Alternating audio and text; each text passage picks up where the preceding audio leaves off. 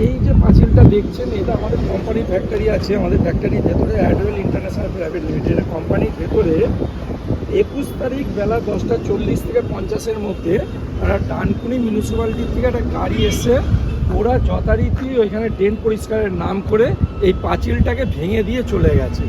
এই গাড়িটা এসছিল এবং এইটাই গাড়ির ড্রাইভার ছিল আমাদের যে, এবং একে জিজ্ঞাসা করা হয়েছে, তখন তার উত্তরে বললো আমি ডানকুনি মিউনিসিপ্যালিটির থেকে এসেছি।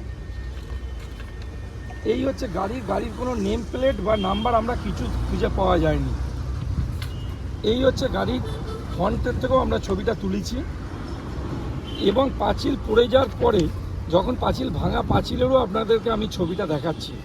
দেখুন পাঁচিল ভেঙে যাওয়ার ছবিটা, যেটা পড়ে একটার সামনে নালার মধ্যে পড়ে গেছে। এই হচ্ছে জেসিবি যে গাড়ির ড্রাইভার, তারও ছবি। 21 তারিখ ক্যামেরার দিকে 21 তারিখ ঠিক বেলা 11টা নাগাদ এসে এই পাঁচিলটা বললো ডানকুনি মিউনিসিপ্যালিটির থেকে আমাদের অর্ডার আছে ড্রেন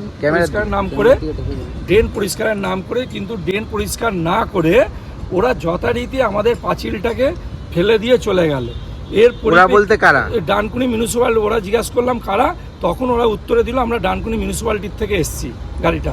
এবং আপনাদের এর আগেও আমি ছবি দেখিয়েছি, আবার বললে আমি দেখাতে পারি যে ভদ্রলোকের যে ছবি তারও প্রমাণ দেখাতে পারি।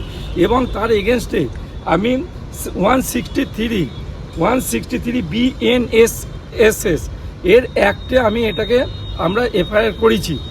এবং এই FIR Dankuni police station, DCP এবং ডানকুনি মিউনিসিপ্যালিটিকেও আমরা একটা কমপ্লেন এরর করেছি, যার এগেনস্টে এখনও অবধি 21 তারিখ থেকে আজকে যথারীতি 26 তারিখ হয়ে গেল, তার এগেনস্টে তারা এখনো অবধি কোনো কিছু এলোও না, কোনো রিপোর্ট করলো না বা আমাদের কোনো সঙ্গে আলোচনাও বসলো না। আপনারা কি চাইছেন?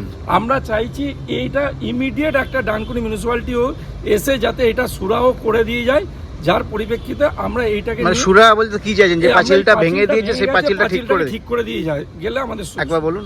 এই পাঁচিলটা ভেঙে দিয়ে গেছে, এই পাঁচিলটাকে যদি ঠিক করে দিয়ে যায় তাহলে আমাদের খুব উপকৃত হবে।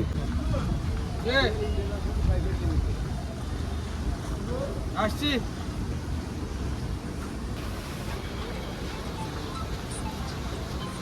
আমাদের গেটে 24 আওয়ার্স থাকে, সিকিউরিটি থাকে।